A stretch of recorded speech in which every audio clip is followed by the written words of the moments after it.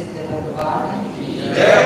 वर्तमान शासन न्याय श्री महावीर भगवान की जय।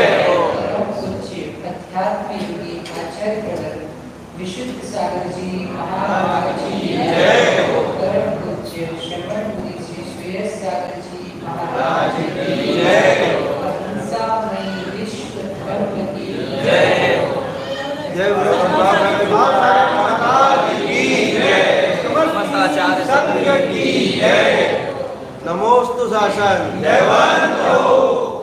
भव्य बंधु, हम सभी भगवान महावीर स्वामी के पावन शासन काल में यहाँ विराजते। भगवान जिनेंद्र देव ने कहा है,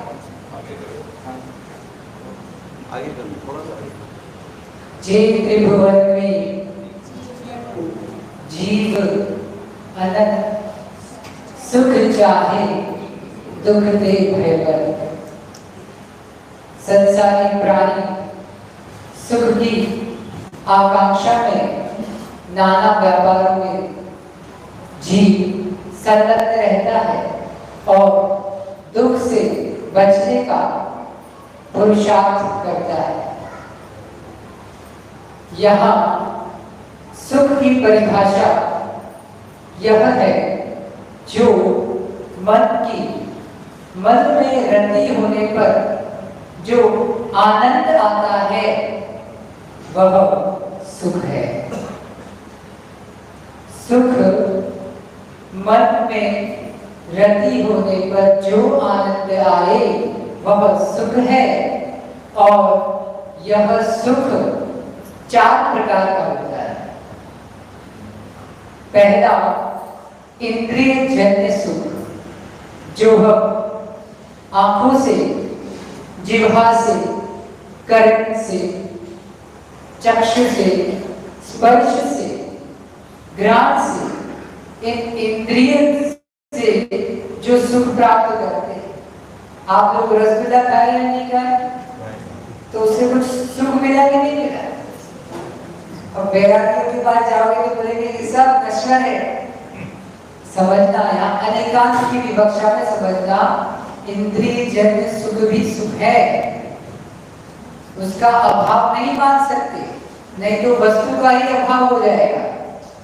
रसगुल्ला खा रहे हैं और बोल रहे कोई सुख नहीं है, तो रोटी खा रहे हैं, भोजन कर रहे हैं और सुख से, यानी उसमें सुख नहीं है ऐसा कह रहे हैं, तो आपको भोजन भी रस रूप जो आपको शक्ति देना चाहिए वो शक्ति नहीं देगा। ये इंद्रिय जन्य सुख है। सुख है, पहले हमें ये मानना कि रसगुल्ला खाने से सुख होता है। किस किस को सुख होता है? सबको होता है ना? ठीक है। गुरुओं के दर्शन करने से, भगवान के दर्शन करने से हमें सुख होता है। ये कौन सा? इंद्रिय, आंख इंद्रिय। ठीक है। इसी तरह 5 इंद्रियों के अपने अपने इंद्रिय जन्य सुख होते हैं। अब जिसे इन सुखों से यथार्थ सुख की ओर जाना है, तब आचार्य भगवत कहते हैं, अहो जी, ये सब सुख सपरन बाधा संयम, ये सब पराधीन है, बाधा से युक्त है और विच्छिन्न कारणम विस्मम, सभी नष्ट हो जाने वाले। एक जलेबी खाए तो अच्छा लगता है, 4 खाए तो अच्छा लगता है, और कोई 40 परोस दे तो उसका सुख समाप्त हो जाता है। बस यही इंद्रिय जन्य सुख की एक सीमा है, उसके बाद वह सुख भी टुकड़ूप लगने लगता है। दूसरा सुख होता है मानसिक सुख, अर्थात जो मन की अभिलाषाओं की पूर्ति होने पर मन में जो आनंद आता है वह मानसिक सुख कहा। समझना। आप जम्मू कश्मीर में भी बर्फ के बीच में बैठे हो और अंतरंग में संताप चल रहा है तो जीव सुख का अनुभव नहीं कर पाता। बाह्य स्थितियां कैसी भी हो, मन स्थिति जब सबसे दृढ़ होनी चाहिए तो विश्वास मानना सम्यक दृष्टि जीव नर्क में रहकर भी वह अपने आगामी भविष्य के सुख की व्यवस्था कर लेता है। तो यह मानसिक सुख प्राप्त होता है मन की शुद्धि से। संसार में सर्व शुद्धियों में सबसे प्रधान शुद्धि यदि कोई है तो वह मन की शुद्धि है। क्या कहते हैं आप लोग? मन चंगा तो कटोती में गंगा।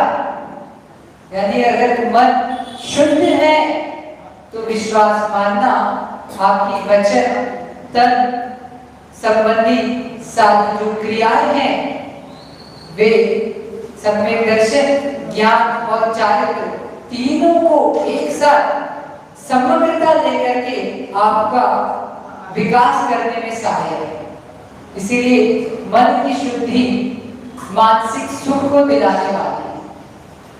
मन में जो अभिलाषा उत्पन्न हुई उसकी पूर्ति होने पर यह मानसिक सुख प्राप्त होता है। तीसरा सुख है प्रशन्न सुख। कौन सा सुख? प्रशन्न सुख। दो सुख तो हमने बहुत सुने हैं महाराज जी, इंद्रिय सुख और मानसिक सुख। प्रशन्न सुख का अर्थ है जो बाह्य पदार्थों में रागादि की तीव्रता है। किसी वस्तु में बहुत तीव्र राग जा रहा है, वह राग जब मंद होता है, न्यूनता को प्राप्त होता है तो मन एकदम साइलेंट हो जाता है। आपने अनुभव किया है? एक सुख ऐसा है जिसमें इंद्रियां भी काम नहीं है, यानी इंद्रियों वाला भी कोई काम नहीं है, मन की अभिलाषाओं का भी काम नहीं है। तीसरे टाइप का सुख है जो हमारे राग आदि आसक्ति के परिणाम जब न्यून या मंद हो जाते हैं, उससे जीव को जो आनंद आता है वह प्रशन्न सुख है। यहाँ आप बैठे हो, आपको कुछ बदले में गिफ्ट मिल रहा है क्या? या इंद्रिय जन्य कुछ विशेष आनंद आ रहा है क्या? नहीं। यहाँ आपकी जो किसी को व्यापार संबंधी तीव्र आसक्ति या राग है, माताओं को घर में खाना बनाने संबंधी राग था, उस राग की मंदता होने से और विशुद्धि का सद्भाव होने से अंतरंग में जो आनंद आ रहा है वह कौन सा सुख है? जोर से बोलो ना। प्रशन्न सुख है। ये सुख अपने आप में बहुत गहरा आनंद देने वाला है।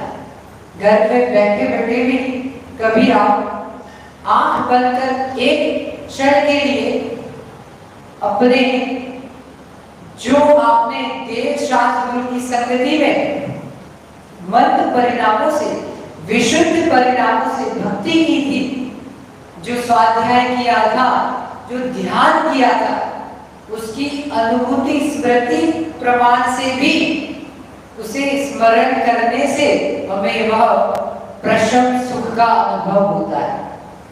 उस सुख में न धन संबंधी सुख है, न इंद्रिय विषय संबंधी सुख है, उसमें तो रागादिक परिणामों की बद्धता से सुख वह प्रशन्न। इन तीनों सुख के बाद एक चौथा सुख आता है। अब आप लोगों को प्रश्न होना चाहिए कि ये सुख की बात क्यों करें? तो हमने प्रतिज्ञा क्या की थी? जो भी व्याख्यान होता है उसमें 5 अंक होते हैं। प्रतिज्ञा, आप कहते हैं ना कि मैं ऐसा करने जा रहा हूं, ये आपने क्या किया? प्रतिज्ञा। उदाहरण एग्जाम्पल के द्वारा समझा रहे हैं। फिर उपनय, नयाना समीपाना उपनया, यानी जो आपने बात कही उसके समर्थन में जो आप बाकी बातें कह रहे हैं ये उपनय। तो प्रतिज्ञा हेतु, हेतु ऐसा है, ये मैं जीव द्रव्य हूं, ये आपने प्रतिज्ञा कही। क्यों? अब हेतु क्या देंगे? क्योंकि मैं ज्ञान दर्शन से युक्त हूं, मुझ में जानने देखने की सामर्थ्य, ये हमने क्या दे दिया? हेतु। तो प्रतिज्ञा हेतु उदाहरण, उदाहरण एग्जाम्पल उपनय, उस बात के समर्थन में हमने और बातें कही, और निगमन यानी कंक्लूजन। तो हमारी प्रतिज्ञा क्या थी इस व्याख्यान की? जे त्रिभुवन में जीव अनंत, सुख चाहे दुख ते। तो आप सबको सुख की चाह है, तो हमें सुख का स्वरूप तो समझ में आना चाहिए ना कि सुख है क्या। नहीं तो हम अज्ञानता के कारण दुख में, जबकि वास्तव में वो हमारे अंतरंग में जो ज्ञान की उज्ज्वलता से हम बिना किसी बाह्य कारणों के या बाह्य साधनों के सुख की प्राप्ति अपने अंतरंग कर सकते हैं। सामान्यतः हम लोग अपना सुख पर में खोजते हैं, और जब पर में हमारी आकांक्षा अभिलाषा उठती है और उन आकांक्षाओं की पूर्ति नहीं होती है, तो हमारा सुख की चाह दुख रूप में बदल जाती है। तो चौथा सुख है वह आत्मिक सुख, बाह्य कारणों से निरपेक्ष होकर अपने स्वात्म संचेतन के द्वारा, यानी अपनी चेतना, ज्ञान दर्शन, अपने आत्म गुणों का स्वसंवेदन करना, यह आत्मिक सुख है। आपको किसी ने कह दिया, किसी ज्योतिषी के पास आप हाथ दिखाने चले गए और उसने बोल दिया भैया अब तो तुम 1-2 साल में जाने वाले, या किसी डॉक्टर ने बोल दिया किसी जीव को, कोई कैंसर की थर्ड स्टेज से पीड़ित जीव है, उसे जब मालूम चलता है कि भैया तुम्हारी उम्र बहुत कम है, तो सोचो उस जीव को दुख प्रारंभ हो जाता है, अंदर से पीड़ा प्रारंभ हो जाती है कि अब मेरी यह पर्याय नष्ट हो गया। तो ये दुख प्रारंभ हुआ। अब ऐसी स्थिति होने पर भी जीव सुखी रह सकता है जब उसे ये मालूम होगा, चौथे प्रकार के सुख का ज्ञान होगा। कौन सा है चौथा सुख? आत्मिक सुख, जो बाह्य सर्व कारणों से निरपेक्ष होकर अपने आत्मिक गुणों का आनंद लेना। एक डॉक्टर ने कह दिया कि भैया आप 6 महीने में जाने वाले, और एक जिनवानी कह रही है हे जीव तू अनादि अनंत है, आस्तिक गुण से युक्त है। कौन से गुण से युक्त है? एक भैया आस्तिक गुण। ये आस्तिक गुण कहता है कि अरबों वर्ष पूर्व भी आप थे और सदियों के बाद भी आप रहोगे। जब जीव को इतनी गहरी श्रद्धा हो जाती है तो ये इस पर्याय का दुख तो उसके सामने बहुत न्यून दिखने लगा। हम क्या करते हैं? दुख के कारणों को हटाने जाते हैं, दुख के निमित्तों को हटाने जाते हैं, उनका प्रतिकार करने जाते हैं। तो होता क्या है? वो और बढ़ता जाता है, क्योंकि मेरा कर्म का शोषण है तो आपका भी तो कर्म का शोषण है, और प्रतिकार भावना से संघर्ष बढ़ता है और समर्पण भावना से सद्भाव। तो हमें आत्मिक सुख की ओर, इसीलिए आपको कहते हैं ना कि जिनवानी की संगति करो, प्रवचन सुनो, धर्मोपदेश इस मनुष्य गति में सम्यक दर्शन की प्राप्ति का कारण है, साधन है। या तो भगवान के दर्शन करने से, इसीलिए कहा जाता है भाइयों, जितने युवा लोग हैं, बच्चे लोग हैं, जो आते हैं वो तो ठीक है, जो नहीं भी आते हैं तो आप ये कारण मानना कि भगवान के दर्शन आपको सम्यक दर्शन यानी विवेक दिलाने में बहुत बड़ा कारण है। आपके संसार के कार्य भी नहीं हो पा रहे तो विश्वास मानना, भगवान के दर्शन करने से भी हमें बहुत सारी हमारा दृष्टिकोण व्यापक हो जाता है। वो भगवान नहीं कराते, लेकिन उनके दर्शन से, इतने बड़े पुरुष के दर्शन करने से अपने आप हमारी ज्ञान चक्षु खुलते हैं। तो आत्मिक सुख बाह्य सर्व पदार्थों से निरपेक्ष होता हुआ अपने आत्म गुणों को पर दृष्टि करने से बाह्य निमित्तों संबंधी जो दुख है वे कम हो जाते हैं।